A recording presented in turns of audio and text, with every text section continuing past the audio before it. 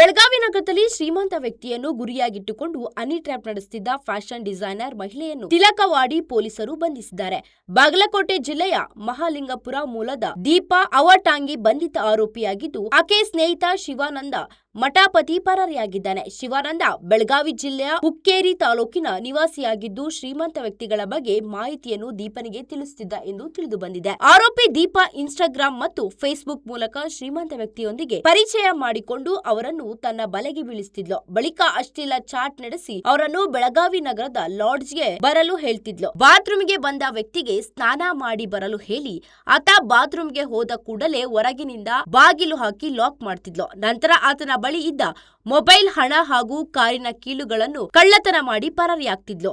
ಈ ರೀತಿಯಾಗಿ ಲಾಡ್ಜ್ಗೆ ಬಂದು ಪರಾರಿಯಾಗುತ್ತಿರುವ ದೃಶ್ಯಗಳು ಸಿಸಿಟಿವಿಯಲ್ಲಿ ಸೆರೆಯಾಗಿವೆ.